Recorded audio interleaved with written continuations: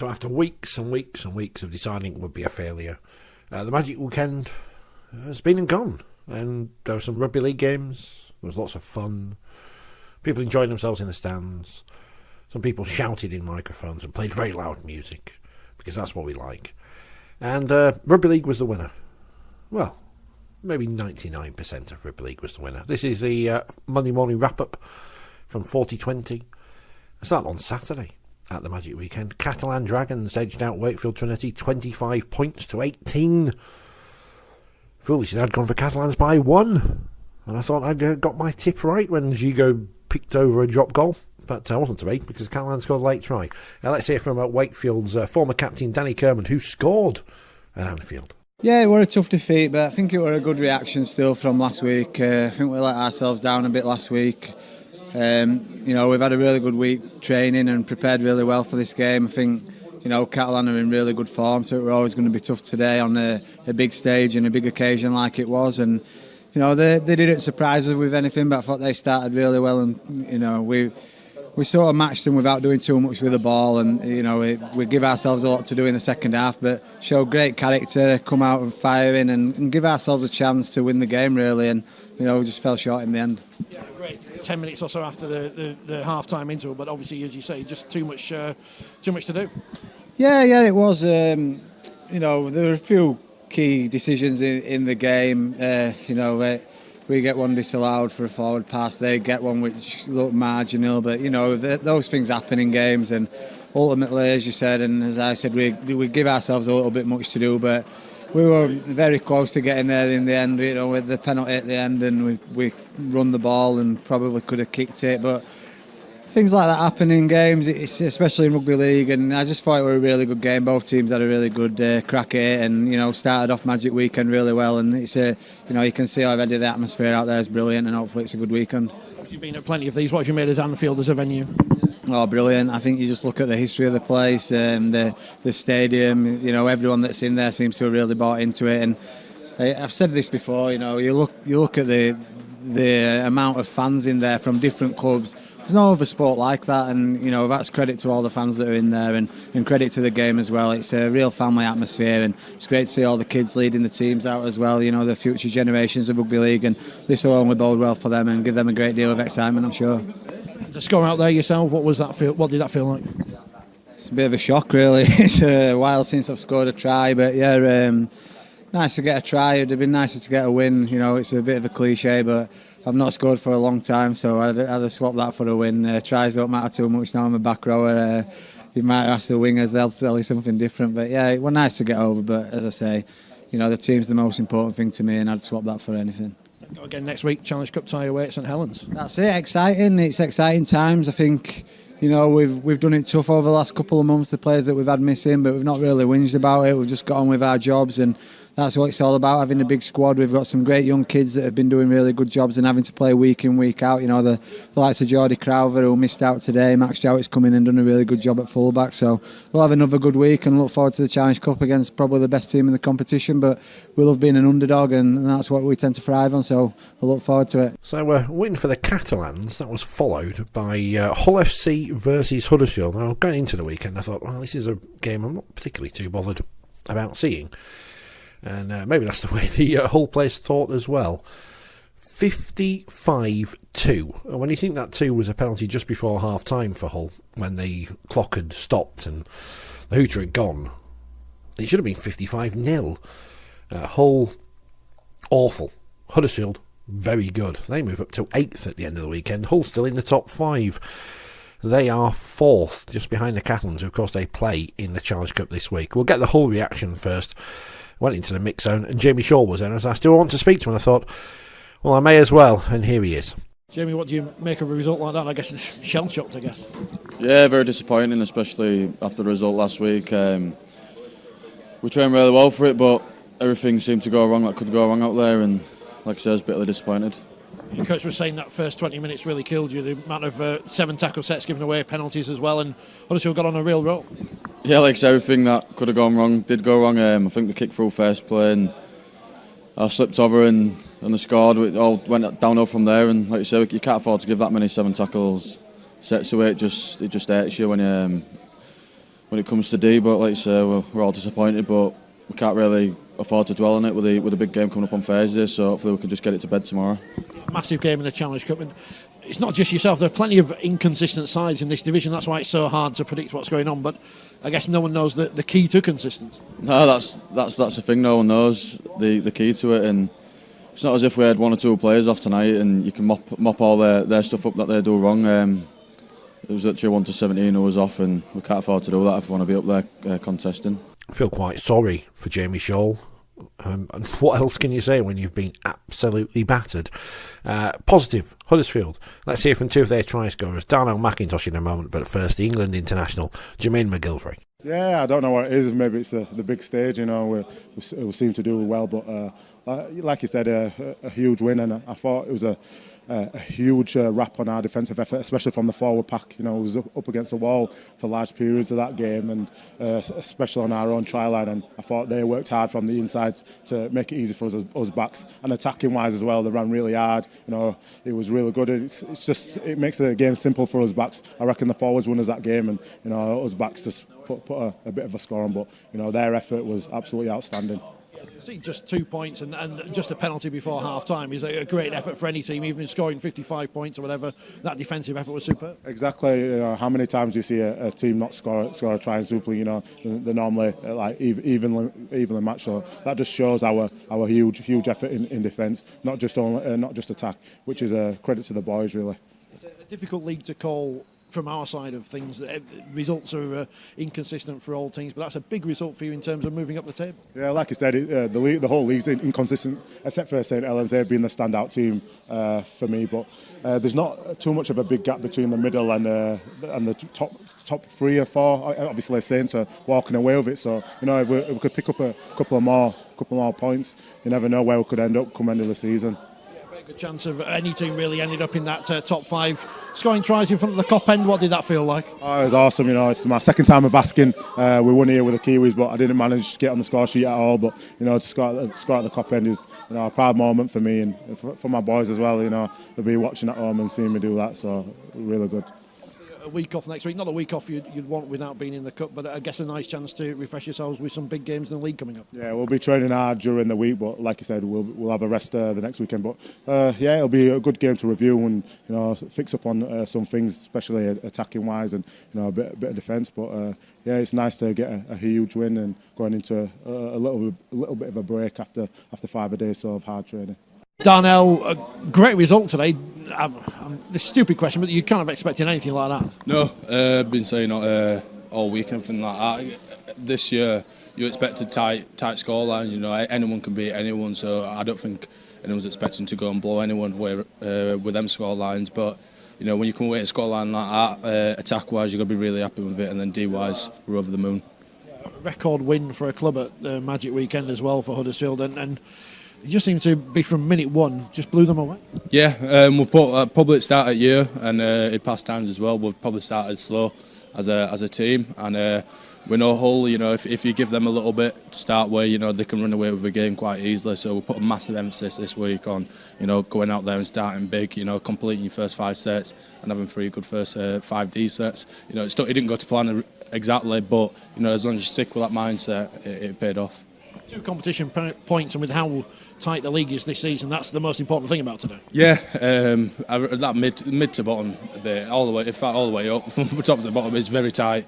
It's very tight. So 2 wins can put you up 3 places, type of thing. So that's what I mean. That every game, even though they're going to have to be tight, it has to be an 80-minute performance. But it's good to go out there, and then once you get into your rhythm at game and score lines like that, you can actually start to enjoy it a bit more. Yeah. Although he scored 50-odd points, it must be nice defensively, the defensive effort today as well. Yeah, that's massive. This year we put a lot of emphasis on his D, especially me being a full-back. I take when we concede a try, I take that personally as a full-back. So yeah, right all the way up to the last 5 minutes, I were into like don't let him score, just so I don't get my legs blown off. But yeah, as a team we're chuffed to bits for that. Yeah. Playing at Anfield, what was that like as an experience? Oh, it was amazing. To be fair, I didn't actually realise when we were in coaching that when we were outside, I didn't look at it at all. I don't know what I was doing. I think I was sleeping, and then we came in. And when I went out for warm up, I just realised how amazing it is. You never walk alone. So we play. It were incredible, and some of the lads had to be like head on, like pay attention here. But I like playing at big occasions and that. I think it gets best out of me. So yeah, good chuff. Magic Saturday ended with a victory for Warrington Wolves. They took on the Wigan Warriors in a repeat of last year's grand final and won by 26 points to 14. I caught it with Jake Mammo. We'll hear from him in a moment, but first here's the Warrington coach, fresh from slamming Wolfie onto the turf. What was that all about, by the way? It's Steve Price. Always in control in the first half. By rights, we should have went up 12 points. Ben Murdoch was over the line and got the ball knocked out. When he was a couple of metres off the try line, so we could have went 12 up in cruise control. And the credit to them, they were up for the fight. They come here to have a red hot crack as we expect, local derby. And second half, we come out the second half, we were 1 from 4 completion rate, and then we were 0 and 3 penalties against. And I felt like the first 14 minutes after half time, we were just defending our try line. And credit to Blake, he come up with a big play, to score that try, and Darryl Clark with the line break, and we had to defend our try line a fair bit in that second half, and we kept turning away. They had a number of repeat sets. I'm not quite sure how many they had, but it felt like an eternity. So we always felt like we're always the dominant team. It was a good tough game. You expect that local derbies. With Blake, is that the difference this year's team? Because you didn't really have a player who could do that, beat 5 players and score that try, and he can just sort of have that magic. Yeah, he's a special player, here, John. That's why we signed him for, and that's what you get paid the big bickies to do, don't you? So, but in saying that, we're not a one man band here. We're 17. We contribute to all 17 members on every 80-minute performance. So, that's it's all about team here. Will you be giving your old boss Wayne a call to get him into Great Britain? Maybe look fairly good now. No, I won't be speaking to Wayne at present, but I'm sure when the time arises, we'll have a chat. But it's still a long way off. There's still a lot of footy under the bridge to be played yet. So he's been playing some really good football, and I've been saying it for a number of weeks. We've got so many more levels to go, especially from an offensive point of view. It was good to get Jake Mammo out there today. He's missed a fair bit of footy over the last couple of weeks, and it was just good to get an 80-minute performance under his wing. No, I thought it was quite good. It was a bit of an arm wrestle of the game. We went back and forth with them, and we held on and prevailed at the end. So happy with the team performance. Yeah, very tight first half, but you ran away with things later on. But a great performance, as you say, from the team. How do you find yourself getting back into the Warrington side today? Yeah, they're a great team to play against, and a lot of very intelligent players and a very good players. So they make it easy for me. They kind of direct me. I just follow them around. A couple of times I was off the mark a little bit, but hopefully that'll come with a few games and I'll get my timing back. Always tough playing against Wigan. I know Wigan have got a good record against them at the moment, but even though they're down at the bottom end of the table, they're always going to give you a tough encounter, and it certainly was that for the first hour or so. Yeah, definitely. We never expected anything less. Just like the game a couple of weeks ago, got away with it with 2 points, and really they're a tough team. They, like you said, they might be down the bottom of the ladder, but they're not really playing like that at the moment, aren't they? They're playing quite well. So it was a good win, good to get away with it.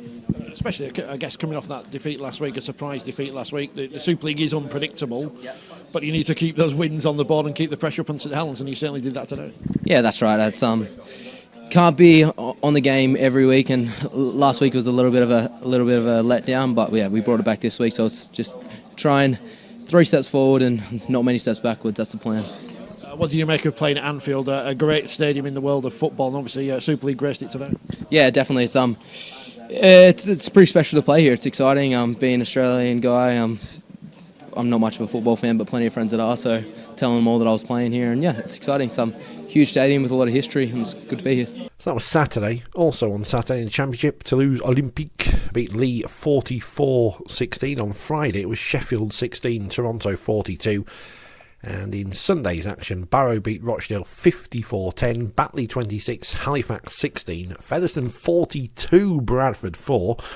What a result this is for York. They beat Widnes 16-12, Swinton 22, Dewsbury 17 in League 1, Coventry 18, North Wales 34, Doncaster 54, West Wales 0, and Newcastle 18, Hunslet 32. 2. So big week of action in the Championship and League One.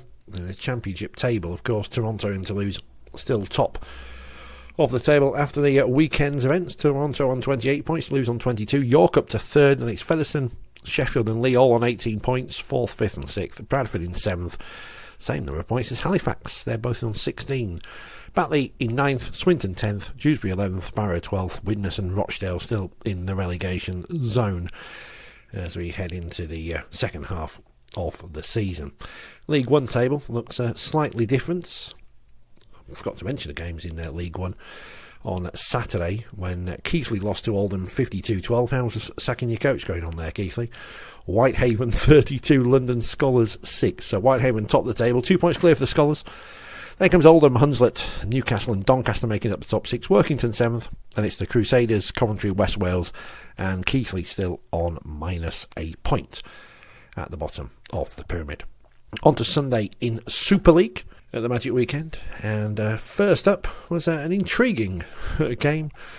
So the Salford Red Devils and Hull Kingston Rovers battle things out, and Hull KR, big result for them, 22 points to 20. Let's get the reaction from the Salford coach, Ian Watson. Overall, I thought it was a good contest between the two teams. We seem to have them with KR, but we're just a fool to ourselves, us. The way we started the game, the way we bombed opportunities in football, we had four sets in there, half in the first half, and bombed all 4 of them, apart from the 5th one that we got when we scored up there. So we're just making it difficult for ourselves. I thought the way we defended in the first half when we went down to 12 men, I thought we showed real character, and that gave us a shot, gave us a chance in the game, to be fair. But just the way we managed the last few minutes of the game again came a bit on the backside with the penalties from Joey, trying to play down the right edge and the ball going into touch, which gave him field position for the Drinkwater try, the little kick what he put in, which Durrell should have cleaned up. I think we're just a fool to ourselves at the moment. That's the thing, that's probably the question. Are we good enough to be up there? Are we consistently good enough to be up there? Because when it comes into these big games, it's like, I don't know, it's whether we'll come to the back end and whether we bottle it a little bit, whether we've not got that strength of character within the group to come through the tight games. Now we know we've got a group of players who are committed and compete, but there's probably a few of us who are not expecting to have to dig as deep as what they're having to do. It's a mentality thing. They think they've got what games won when they cutting off, killing the rack. Yeah, potentially. If you look at first half, I thought it was lackadaisical. I thought we had no energy in attack. I thought we carried weak. Defensively, we weren't too bad, but our attack game, we just didn't have the energy. And all we spoke about at half time was having some more energy in our attack and back in our defence. And then second half, we come out, we start to do that, we get back in the game. But then the discipline crops up and Joe gives 2 late penalties away. Before we get on to the final 2 games, a quick look at action in the Women's Challenge Cup. York City Knights 0, Leeds 70, Wakefield 24, Widnes 6, and that's testament to how Widnes have gone forward. They were beaten 50-0 at Wakefield last year.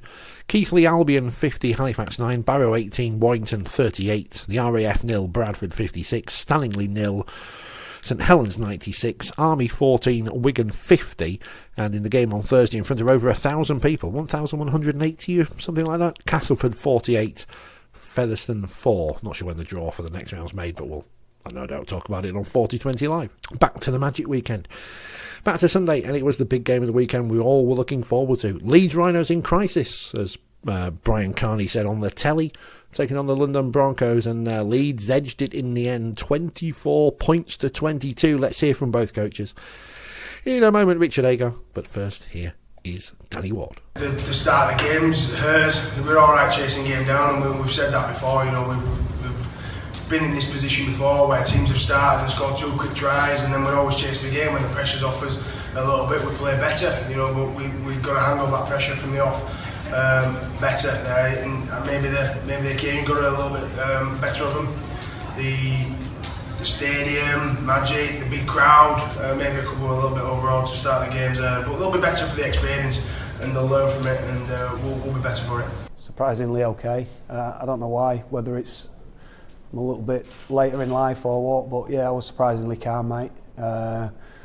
Even for that 10-15 minutes where we looked like we couldn't stop anything on us, I thought, we really have only got to defend 1 or 2 sets here, and if we can't do that, then we don't deserve to win.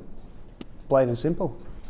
We are where we are for a reason at this moment in time, and I thought for all the parts of the game where we took some really positive steps forward. Our try line D in the first half, just one blip under about 10 sets they had, and some of the decent stuff we played, where we look quite threatening through the middle of the field. I thought were really good, but the difference between our good and our bad, is just so big, and our ability to capitulate late in halves, is obviously a major concern for us at the moment. I know it will be being billed as a relegation battle. It's us or them. There's plenty of time to go, and we're not thinking yeehaw. We've got the 2 points. We're all right now. I think from our performance, it shows that there's no real quick fixes for this. We just got to still keep working hard. We have got some we've got some troops around the corner that'll definitely help us in terms of the quality of the guys that's going to come in. We had a very, very young team today, 24-year-old. I think we're pretty much the average age. So I'm happy we dug the win out, but it was still very very reminiscent of a number of our performances this year. When you cough up 3 poor sets on the trot, this is first half I'm talking about, you look so dominant, and then we cough up 3 poor sets, compounded by some penalties, and you have to defend 10 good ball sets. It is going to have an impact on your energy. So while we managed it in the first half, I certainly thought our ability to change people around that looked a little bit dead on the feet were an issue, and I would also say that there's there's an issue in how we're thinking correctly under pressure. I am going to say I thought some of the penalties were where on earth has he plucked them from? I'll talk about James Donaldson's. James Donaldson gets hit in the head, still wins the battle. So what I'm saying, he's still had the dominant carry, left someone in the ruck who gets tangled in to play the ball, and it's a penalty to them. And the one from the kick-off, we weren't looking to milk a penalty. He didn't play the ball into him. He was laid in the ruck, and we didn't even. All we did was pick the ball up and play on. So I thought there's some very mysterious decisions that got us to a 9-3 count. That has an impact on your energy. But I also think, Matthew, there's a little bit of that's where this team's at the moment. We look there's a lot of anxiety around us when we get under pressure. And the Magic weekend ended with a bit of a comprehensive win for league leaders St Helens. Castleford never in the ball game, 36-16 the final score. To close out the Magic weekend, here is the coach of the St Helens side. It is, of course, Justin Holbrook. I mean, obviously, every side loves playing the Magic weekend, and to get the chance for the boys to play at Anfield was great, and to perform so well was absolutely pleasing. I thought everyone played well today, and it showed.